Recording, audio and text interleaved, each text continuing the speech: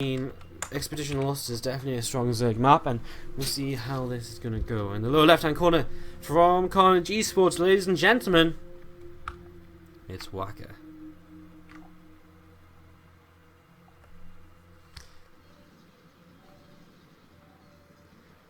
In the upper right hand corner, we have our blue Protoss player from ECVisualize,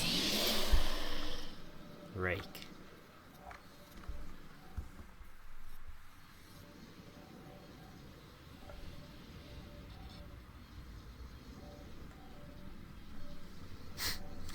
I play StarCraft just really badly, and not very often, says Crowtail.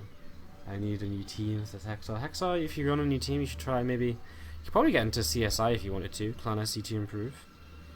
It's definitely... could maybe try and get into that. I'm going to start doing more stuff with the community, with the CSI team as well. And just in general in the SC to improve group. That's one of the main things I really want to work on as I spend more time with StarCraft.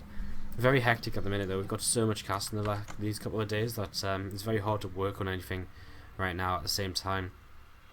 Prober's going to block the hatchery from coming down here, and he's going to be able to afford to pylon block as well if he would like to. Spawning pool first from WaKa, so the forge first opening isn't going to achieve much from Rake. And will he pylon block or will he just leave it?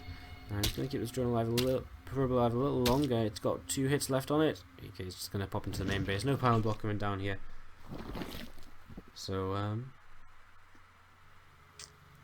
yeah, probe coming in, just checking the main base and heading out once he sees there's no gas there. That's pretty much all he wants to see at this sort of point in the game, whether there's gas or not. And seeing no gas, he'll start to head away.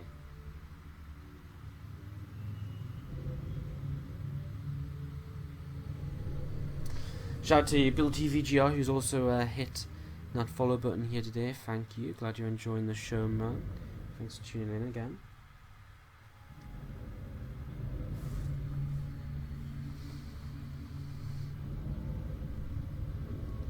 Fear, I'm not releasing the results of dick pics, which is why I didn't mention it.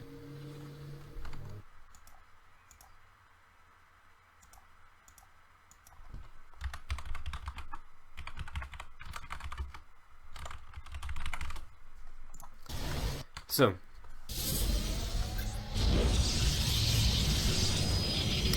we've got a Cybernetic score coming down, and Forge is up at the front as well here for Rake.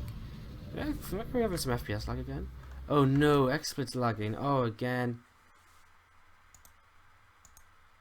There we go, fixed. Really? It's so done.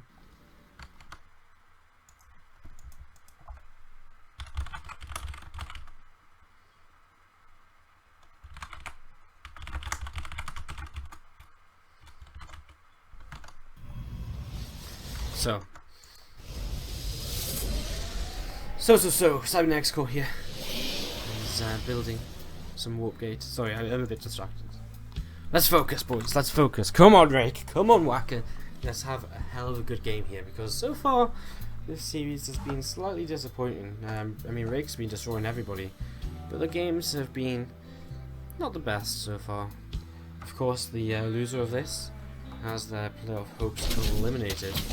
That could very well be Karnage eSports at this rate, with WaKa having to come in for an all kill if he wants to keep his team's playoff hopes alive. But I mean, even if they win 4-3, I think they needed to win by larger margins to really improve their map score to a point where they might be able to compete.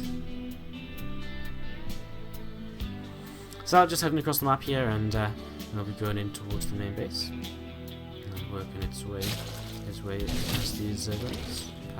Nope. Just gonna poke here a little bit and see what's up, see what's happening. Not too much though. And seems like it's still just getting worked away on. And that being a bit back by these as well. So I'm gonna get taken down. A couple of stalkers are here. 3 more gates being added on, very similar to game 1 from this series where Rake did get aggressive with a handful of stalkers. And again, WaKa, he doesn't have circling speed just yet. He won't have for some time, so definitely a possibility to get something done, as first drone will actually go down here, which is nice. A pylon on the way up, and the warping will be coming in shortly with some more stalkers. So some stalkers should warp in here momentarily, and we'll see where this goes. Stalkers. Go, go, go! Give us some Stalkers! There we go. 3, 4 Stalkers walking in. So 6 Stalkers in total. And WaKa really doesn't have much right now. He's got 5 roaches on the way, but again, the kiting potential of these Stalkers is pretty darn high. As he comes in, he's actually going to look for an Overlord. Now he has to start targeting down these Servants instead. And he's going to start getting Queen as throws the Stalker with the damage shields towards the back of this, and continues this aggression here. First roach is starting to come out. This aggression is far from over here. As Rake behind this Twilight Council third base on the way up, exactly the same as we saw previously. But he's going to start working his way against this hatchery. Now going to come in from a big concave here, and WaKa going to try and just fend this off, and he will keep these Stalkers at bay for now. His hatchery on half hit points though, and that will be vulnerable to later attacks. He is coming back in. The rest of the Rage is going to take down a couple more links, and again this is doing so much. He's forcing so many units out of WaKa, while just putting on so much pressure. He's killing off so many, so much. 450 resources lost here for our Zerg against just 100 Protoss.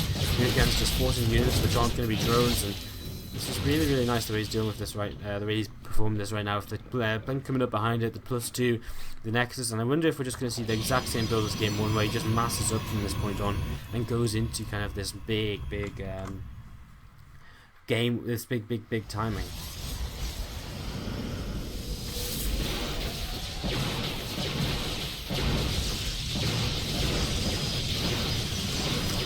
Going to take down these rocks. He has easy access towards his third base, which is an interesting location. I think almost definitely this is going to be a timed attack from Rake off of these 3 bases, because he's positioned in such a way that he's just got, like, he's going to be pushing forward from this base instead of like defending this one. From this base it's generally a defending base, whereas from here you can push forward very easily towards your opponent's bases. So I think that's what Rake will be looking to achieve here. He's only had on 3 more gateways though. That takes him to 7 in total. We'll be looking for a total of 10 if he really wants to push and make something happen with this. And WaKa has got Hydras on the way. A couple of Hallucinated Phoenix checking out the base of the Zerg. We'll look to try and confirm the composition his opponent is going for here. And will he fly past that Hydra then? Yes, he will. You'll even see a Hydra starting to pop out. So he knows exactly what's going on right now. This Hallucinated Phoenix seeing everything he needs to. And also the lack of a 4th base, which might just make Rake sit back at home. Why attack into a Zerg player who doesn't even have his 4th base up and running yet? When you're on 3 bases, there's no real need, and it looks as though he will just be sitting back here. His gases are running on the 3rd now, and that's something he didn't really go for in that game number 1. The gases on the 3rd, not really necessary if you're just going to be massing up those Stalkers.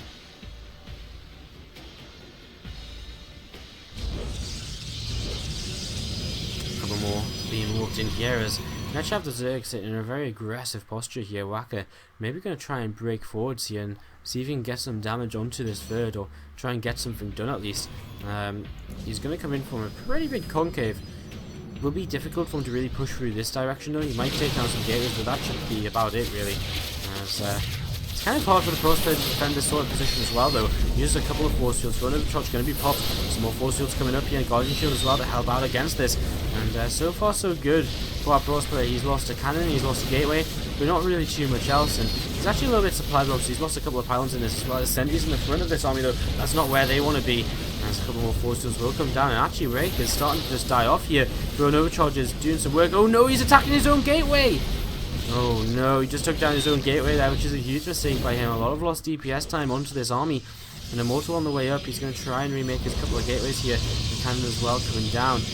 But again, it's such a hard, if you want to play defensive, it's such a weird base because there's so many attack paths in that are so hard to kind of hold off against. If your army's positioned here, you can barely attack an army which is positioned down to this bottom side.